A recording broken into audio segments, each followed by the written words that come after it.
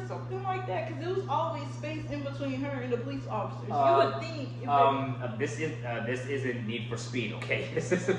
I know, but think about it. Speed racer. I know, but if they're going 80 miles per hour and she's going 60 miles per hour, you would think they would be. They were honestly catch up to them to pull over before.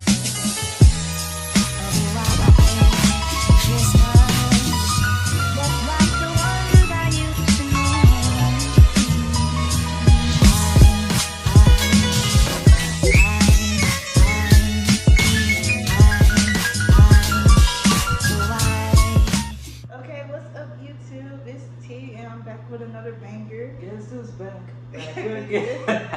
I'm sorry. I know it's there. So, it's been a little bit over 2 months, maybe a month and a half since you've seen me and Tiana ramble on about Joker, which was an excellent movie. I think Joker is probably like one of the most important movie this year, because I've seen a lot of films this year in which I remember, and some I wish I don't have it. Some I wish I don't want to. But for today's video, we're gonna be giving you Knives Out. If you've seen the trailers and the commercials for Knives Out, then you know who directed this, wrote and produced The Last Jedi, which went on to make a bunch of money, but it divided the fan base entirely. Some people liked it, some people hated it. Me personally, I'm kind of in a minority who likes it. I can see the flaws, but that's just kind of me.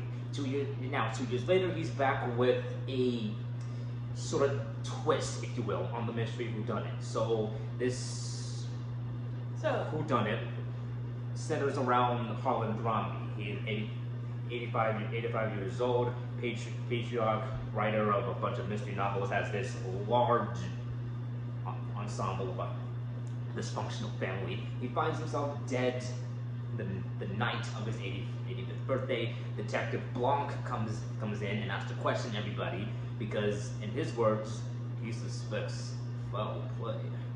I can't do the accent. I'm Every sorry. time he does that, though, I just end up laughing. So you can't really tell if he's hamming it in or if he's doing it on purpose. I think he's doing it on purpose. But anyways, so as the movie goes further on and we go through all these twists and turns of the explanation of the whodunit, we follow on the characters and come to realize that there's no true killer.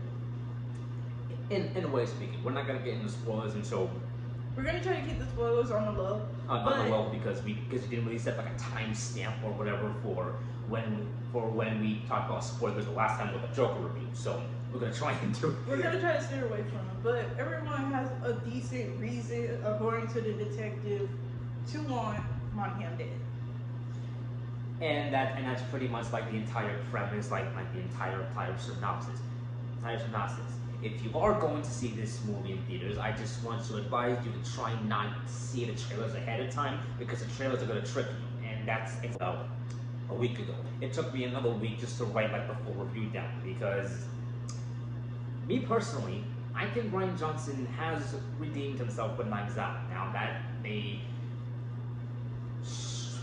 string along differently to some other people, but in my opinion, I think that his classic little twist on the whodunit tale is actually, I don't know whether to consider it clever or mean-spirited, as some people want to say, but the guy definitely knows what he's doing. It's definitely well crafted, it's well shot, it's well edited. It's like the cinematography though, it really is amazing. Like, I'm jealous. So I kind of want to go into detail on why they decided to call it Knives Out. So there is an inheritance, like any killer movie, out on the streets. So Martha, one of the characters in there, is portrayed by Ana de Armas. If you've seen Blade Runner 2049, you might recognize her. I don't think you've seen I gotta go back and see it. It's a bunch of things I gotta watch. Yeah. Anyways, so Martha gets the inheritance, and of course this triggers the family to go into all types of fits. What happened to spoilers? Okay. I can't help. I'm gonna say spoilers in the title so no one gets angry at me, but for that reason. And considering the fact that you can't really talk about this movie without spoiling it, it's kind of okay. Let me put it like this: we're not gonna spoil who the actual killer is. We're just trying to give you like background information. So the family goes through all types of rage. Like these people are out for blood, basically about this inheritance. I'm just gonna say it. Screw the zombies, okay? I mean, okay. There's like two exceptions, okay? They're not all assholes, but the other 98% of them are. Like, so again, we're not trying to give full spoilers, but the family goes to various extensions to get this inheritance back. They feel like it's their birthright. They feel like we're his actual biological family. You're just a nurse. You're just a help. Why do you feel like that you are entitled to having this inheritance? When they did nothing to deserve it. So, Linda, Jamie Lee Curtis's character, Jamie Lee Curtis, Laurie Strode, she literally got like $100 million paycheck from building something from the ground up. Okay, so they literally didn't. They literally had it easy like the entire time. This is what happens. This is sometimes what happens when you have a rich, spoiled legacy or a dynasty or something. It really got out of hand. Like I got scared from Mark though. Like the cinematography was so amazing. I really felt like I was in the movie, walking around with Martha, feeling concerned about her. Like, did you know that the cinematographer behind this movie was Steve Yellen? He did a really good job. I kind of look forward to it. Steve Yellen is the cinematographer behind his other films like Looper. He also did San Andreas and the 2013 reboot of Carrie. I'm not gonna lie. This might actually be like I think the best film I think like cinematography wise I think I've seen, because he doesn't give away too much, he doesn't give away too little. Like it's not even just the bare minimum. He does give you a good viewpoint on what's above and below you, but he knows not to give too much away, because other than that it sort of kills the suspense of the entire movie. And that also goes into the production design, because it really is. For example, it's a really big, amazing mansion, and the way it's oddly designed gives so much character to the house alone, where we spend the majority of our movie at the mansion. If you've seen films like Once Upon a Time in Hollywood or The Usual Suspect, you know, those films where you kind of like have to pay attention to like each and every scene because you feel like you're gonna miss something. This is what Knives Out actually gives you. And considering, you know about Agatha Christie, right? I feel like I do. That was Ryan Johnson's like inspiration, like behind most of the movie. So you can definitely see where this intricate 70s style, like with the mansion and the tone and like everything else where it comes from, and yet it blends in so well, because it feels there's like this juxtaposition going around. Like it feels like very 2019, like in this very 70s style. I feel like this movie did teach a lesson though, unintentionally. But that's kind of let me speak out. That's kind of where the social political commentary comes in. So if you don't want to hear that, just skip ahead. So Martha goes on to say, well, the Flan, that was his name, right? Daniel Craig's character, James Bond. Yeah. Blanc. Benoit Blanc. Okay, so Blanc sits down with her and he was like, you know, you actually end up winning, and it's not because you played by your game. It's because you were played by yours. Exactly. You were a genuinely nice, good person, a decent person, which explains really why she got the inheritance. It wasn't she was looking out for anything. She was poor the entire movie. Towards the end, it's like, oh, you have the inheritance. You should give it back to us. We're his family. We're his. And she's like, no, it's my resources. She doesn't punk out and just be like, oh, well, I mean, they are his family.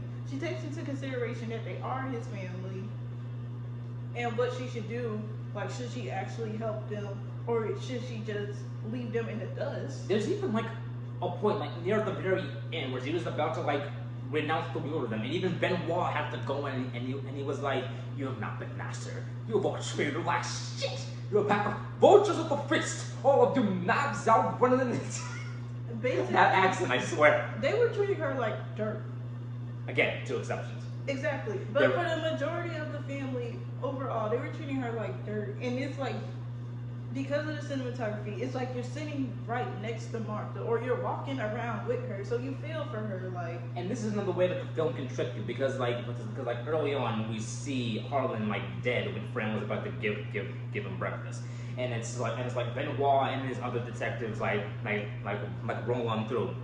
They interview Richard, Don Johnson's character, Walt, Michael Shannon's character, Joni, Tony Collette's character, they all have they all have possible motives for wanting to knock Harlan off. Harlan fired Walt from the publishing company. Harlan found out that Richard was cheating on Linda. And Joni was taking money out of Harlan's account for the past 4 years to pay for Mac's tuition into school. I mean, they all have selfish reasons, but it's how far you will go to be selfish. That was the problem. There was even a quote like Benoit also said it's like the complexity and the gray like in the truth, but what you do with the truth, after you get it is what matters, or something like that. I don't remember every bit of dialogue, which like once her name is clear, it's now it was the whole time her inheritance, but it's like they tried to bully foot her for it. Like, oh, we're his biological family. Not to take away from biological families, but Monahan, like, he wrote his will on his own. No one switched the will. So therefore, this is genuinely what he wanted to do. And they kept on saying, well, he was out of his mind. He shouldn't have done that. We're his biological family. This is what happens when you get too comfortable with what you get, and you don't want to step out of the common ground and do something different. So to see her at the end, she has like this mug that says "My house, my rules, my coffee" on the mug. And the mug actually holds some significance to it, whether you know it or not. It's basically a sense of who has the power in this gigantic house, in this wide range of cats. Monahan is sitting down with it in the first few scenes of the movie, and later on you see her on the balcony walk out with the mug, and the family is forced to look up to her. Just when they're about to leave, everybody is looking up. He just takes a sip. And I feel like that's very defiant of her character, because the whole time she's been doing nothing but nice things. Like, she was a nurse for Monahan. She really didn't say the family couldn't have the money. She just wanted to figure out. Out of nowhere, this good luck sort of like comes away. Like, it pays off tremendously. And okay, I also like how even with with this message and how like the characters and how Ryan handled the characters, because even though they're douchebags, there's at least some sort of spark in them. So even if you hate them, you want to see them again because they're so charismatic on screen and all of that. For the family members, yeah, they were trash, but they had good reasons to want it back. Take Meg, for example. She is a college student, and without the money, then she would essentially be forced to drop out. And outside of Harlan, she's the only person who actually gave a crap about Marta. Oh, Fran, I guess, kind of counts. We don't really get too much into that, but it really makes the scenes interesting to see how they interact with each other. Especially considering the household they grew up with and how much each and every single one of the characters hold like a testament to the kind of families that we have growing up, or how we grow accustomed to. It's more or less, I guess you could say it's more on the political side than social commentary, but then again, that's up to it's all preference. To interpretation. I feel like the movie didn't really have too many struggles. I feel like it stepped out on its own. And it was a pretty strong movie. It was very aware of its identity. It was very aware of what story it wanted to tell, and had fun along the way with the characters and the actors and actresses interacting with the scenes. Like a scene, okay, not the scenes, but the background, like the actual set. Some actors and actresses get on the set and they're like, oh, we're just doing this scene in this set, and that's it. They actually make it feel like a real city. Like, we really have to go to this house in the woods. We really gotta go to this dry cleaning store. Like, the setting is on point. it's so detailed to the point where you're like, I don't know where I am completely. I just know I I'm like there. it, and I'm there for it. And not to mention like you also mentioned that you also mentioned that you like the fact that this movie doesn't try and like copy like something else like Clue or Murder on the Orient Express. Because a lot of people it's like to compare movies to other movies. Like, oh, you should have used the original content if you're gonna make a remake. You should have stuck to this. except this is something like an original content. I mean, if you take the juggling of the time frames, the reading of a will, the lambasting of suspects, who was there, who wasn't. He all manages to put this redefined twist on even the cliches on his own. And even if you can't like avoid the cliches, at least you can say he did a new spin on it to give the film some sort of variety. So Can I say an unpopular opinion? I'm listening. So there is nothing wrong with cliches. It is how Absolutely. you go about it with Absolutely cliches. not. There's nothing wrong with having at least some cliches in the movie. Some of my favorite films, some of her favorite films have I know cliches they have in it. several. We need them like every once in a while. But if you're not going to do anything with them, then what the hell is the point? Why is it hanging out here? And I feel like with this movie, even though it had cliches, the cliches didn't make it weaker. In fact, it defined it even more about how he went about with it. You were nearly asleep like the first half. It came on the scene. I was literally, like, when that happened, I was like, okay, I've not been asleep that long. I know what is going on in front of me.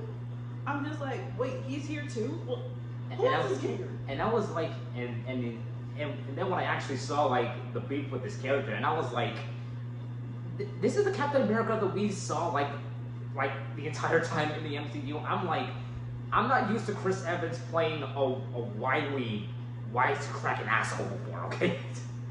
Considering he's always somebody who's known like the good guy on screen, him playing a bad guy like this, it's like not only is it genuine breath of fresh air, but he plays it off like so well. Like I really despise this character, at least up until okay, you know what? Okay, we can't avoid it anymore. We're going to the spoilers into what happened with the actual It was plot. bound to happen. If it was bound to happen. Ring it up. Here we go. Alright, so we're dragging all of the family members that have been in there. So they read the will. Turns out the house, the publishing rights, and the inheritance, all of it goes to Marta. They throw a fit. like they literally lose everything. Like there's one, who was the guy with the cane? Michael Shannon, Walt. Walt decides to come up to Martha's house. Unannounced. As she's trying to leave out the back door because the news is at the front door, he was like, well, you're gonna need a good lawyer. And she's like, what do you mean I'm gonna need a good lawyer? I didn't do anything. So he's like, as he moves forward, he's slamming the cane into the pavement. And she's like, Suspense builds in a way. I'm feeling fearful because I'm like, okay, what if he's the murderer? Because we're unsure at this point. They're blaming it on Martha because of she switched the meds. But they don't really know much. They don't really know much about the meds. They still think Harlan committed suicide, but they think she had something to do with Harlan switching exactly with the will. So, anyways, as the movie progresses, she's like, you know what? Actually, I don't need to worry about having your help to get a good lawyer because all the lawyers and your resources are mine. And I'm like, okay. Like, go ahead, Martha. Have the backbone and let these people know that it's your inheritance because it's in this will, and it's not like no one touched the will. Only Monicam touched the will. Monicam. Let me make that perfectly clear. Yeah. Monicam? Yeah. What? That was his name, right? I said Harlan. Oh. I'm sorry, Harlan. Harlan is the only one that touched the will. No one else touched it. No one tampered with it. No one. He's the only one that touched the will. Shortly after that particular scene, Marta gets a blackmail with a note saying, "I know what you did," like with the top of the toxicology report, like mapped out on the front with the tag of her medical record. She takes it to Ransom, who believe it or not, he kind of forced her to tell. He kind of forced her to tell her because the puking. She cannot. If she lies, she throws up. So those things kind of make it uncomfortable, but it kind of helps. So it turns out with that particular scene with Ransom and Marta at the diner, it looks as if Ransom isn't that big of an asshole as And he actually cares about her well-being, because he drives her away from the family who's trying to bully put her into the insurance. I mean, the inheritance. And he's like, well, I'm not gonna catch you. I'm not gonna tell my family. You're not gonna give up the money. You get to keep. You get to keep the rest of it, but I gotta get a cut. But I gotta get a cut first, because I gotta look out for myself. You gotta look out for yourself, and screw my family. Like, what Walter tried to say was, oh, well, y'all came here undocumented, and it is our birth giving right. Which, the whole time I'm just sitting there, I'm like, so how is it your birth giving right? What did you do to deserve this inheritance? Aside from being born right into it.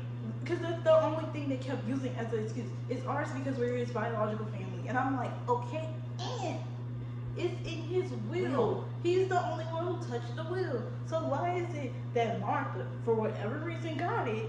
Why must she give it up? If she earned it through hard work and actually being someone of a decent human being. She never begged her boss for anything. At least to our knowledge. No. After that little black the toxicology station or whatever, it's like gone, like up in flames. Like Blanc is investigating the entire thing. Cameras all. And they're trying to put the fire out, and all the evidence is essentially burned to smithereens. Tiana basically thought it was the family behind it. Because I was like, okay. I was trying to figure out the case, because you know how you watch Scooby-Doo shows? So you're like, I'm trying to figure out the little mini details. Right. Because I was like, okay, the family has to be doing something, because they really want this inheritance money. Now, which one of the family members actually did it, or if they band together to actually do it, are two different things. But it would take a team effort to take a building down. Realistically, if you think about it, it would be easier. True. Versus just one single person. One or two people. Taking down a whole... Anyways, Marta and Ransom view the entire investigation from the side, and then they just drive off for and I quote, the dumbest car chase in history. It was dumb, but it was iconic. for how little it was. Like, we didn't need a car chase. At least I didn't know I wanted a car chase, but I got one. And it was pretty interesting, because she's slamming on the brakes like she's driving hard, dog. She's trying to get away from 3 police cars. She's going up about 60 miles per hour. The other cars are like going up at 80. So like the car she has isn't even that fast. And they can't keep up with her. So she ends up slamming on the brakes and she slams on the brakes and then she makes a U-turn. Right. And he's like, why did you stop? And she's like, look, don't worry about it. I got this. Like, for her to be the... He even said, okay, baby driver, so that's... Because he's like, you're not slamming on the brakes fast enough. And I'm just like, realistically, if she's going 60 and the police cars are going 80, does that mean she has like a super engine or something like that? Because there was always space in between her and the police officers. You would think... This isn't Need for Speed, okay? This isn't... I know, but think about it. Speed Racer. I know, but if they're going 80 miles per hour and she's going 60 miles per hour, you would think they would be... They were honestly catch up to them before right. happens. But that's not what we get. They catch her. Blanc has to force her to drive her to the police station. She somehow convinces him to stop at the dry cleaner. Dry cleaner. She meets Fran. Fran is So she has to go to the location of where the blackmailer sent the location at like 10:30, 10 o'clock. She finds out Fran is there, but she is not well. She essentially is on her deathbed. Because we'll get to that in a little bit. But she says, I know you did it. You did this. You won't get away with this. Marta initially thinks she's talking to her, but again, I'll get to that later. She still goes out of her way to try and give her CPR and save her to get her into the hospital. And she even calls 911. Like, again, for Marta to be the supposed killer, She's doing very uncharacteristic things that would make her seem like her being a killer. Like when I think of killers, I think of like Joker, Scarecrow from the DC universe, or some tendency of anger and uncontrollable, like. Or anything you've seen on Homicide Hunter, Lieutenant Joe Kenda. Right, you're trying to protect yourself. Anything on the Discovery Channel. You want to protect yourself from going to jail. And it's like, regardless, no matter what. It doesn't seem like she cares that she might be going to jail at all. For her to be doing CPR and call 911, that means you're basically busted. On top of the fact that dang, I can't think of his name. One of the police officers, detectives, is in the car with her as she is driving. Blanc. Blanc is so forgettable, but at the same time, he plays a very pivotal role. I don't really think he is that really forgettable. I mean, he does put the pieces together once they all go back to the Bromby's house, and I already told you, Marta tries to get the will back. Blanc prevents her from doing that, and he finally reveals to us that okay. Let's be real. We all should have seen this coming. The culprit is Ransom. So Ransom thinks that, I guess he got off the hook. So Blanc goes into this whole spiel, which blew my mind, because again, the donut hole. He was like, it's a donut, but it's a hole. Donut's hole and a donut's hole. Right, and I'm just like, it's like, why was I hired? I'm like, I don't know why you're hired. I don't even know why you were here. Until he brought in Ransom. Anyways, Ransom goes into depth, and he was like, I'm not going to say this to you in front of cameras or anybody. I'm just going to say it right in front of you. What makes you think that you have the right to this inheritance money? You're not, again, his biological family. So in case you don't really catch on, basically Ransom met up with Harlan in his office, and Harlan told Ransom that he was giving his entire fortune, the house, the publishing rights, everything to Marta. And out of all the members of his family, Ransom didn't really take it well. Again, this highly dysfunctional family, doesn't matter how dysfunctional they are, as long as they get their money. Exactly, because that's all they're bullying her for. They don't really care about. So basically, what he did was that he had to wait until the funeral day, because he had to go. Actually, it was like the same day of the party. He had to go and climb up into his room so that nobody would see. He had to switch the liquid of the morphine and the Tylenol, whatever it's called, and he took out the life-saving antidote to make it look like Marta accidentally gave Harlan the wrong meds. But when the news comes back, he finds out that Harlan committed suicide. So in a way speaking, he has to change tactics. Because he needs to still cover up his tracks. So he ends up hiring Blanche, and he puts the whole thing on Marta. So we're just running around with Marta thinking that she's in danger, but she has the inheritance, so what will happen to Marta? What he didn't know though was that when he had to go back to retrieve the vitals, which is why he missed the funeral, by the way. Fran was there the whole time watching them. She never liked Ransom to begin with, so she knew that what he was doing was something very fishy. Her cousin was part of the toxicology center downtown. So she got him or her to get a toxicology report on Harlan. She didn't necessarily know how it worked, but she knew that the fact that it existed in the first place, it was gonna point something to Ransom. So she basically took the top off of it with a blackmail note. The blackmail note was gonna go to Ransom, not Marta. That's 30 minutes. I was trying to say that Ransom had to give Marta the blackmail note, and then delay the message to give her a later time. He meets up with Fran and then overdoses her with the morphine. So when Marta gets there, it's gonna look like she killed him, and she goes to jail, because they mentioned the Slayer rule earlier in the movie. The Slayer rule saying that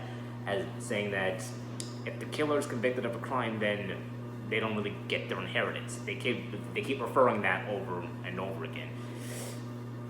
And they feel like it's foul play. So again, whoever did do the killing, no matter what, you ain't getting the inheritance. Ransom sort of like Ransom gave himself away by changing up his tactics again and again, and sort of being a sort of loser, because he could have easily just let that stuff go.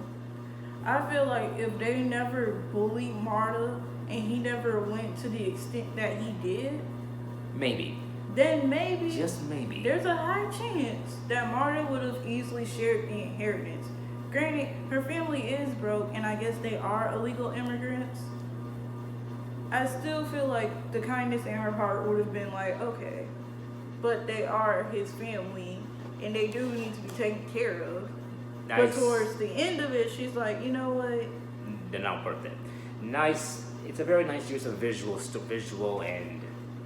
I feel like it's a fair lesson. Like, I feel like people take nice people for granted. Exactly, like us, for example. Just because you're a nice person, that doesn't mean you have to be mean.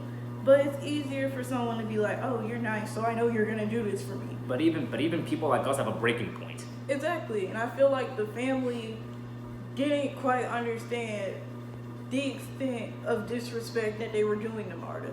You bullied her at her home, you bullied her out of the inheritance, and you think by the end of it, I should still be entitled to it. For the simple fact, yet again, that they're the biological family. That's it. That's their only excuse for each one of them. It's like, we're his biological family. You're not really his family. You're just a nurse. That's kind of like what aggravated me about the movie, because I was like, the whole time, I'm trying to give the family a chance, because I mean, every family has some type of dysfunction, but that's literally it. Did you help him write the book? Did you make sure his meds were paid? Did you make sure he was healthy? Gonna work. I just feel like, as a movie as a whole, I give it a solid 10 out of 10. But my exact same score. It's just like, it is 2-star studded. Like, this is honestly one of the best casts of the year. It's 2-star studded. It is. And it doesn't beat you over the head with the theme of you're supposed to be nice to people regardless of what they're going through. The film is very clever with its subject matter and how it changes things up from the usual whodunit. It really is too much fun, you know?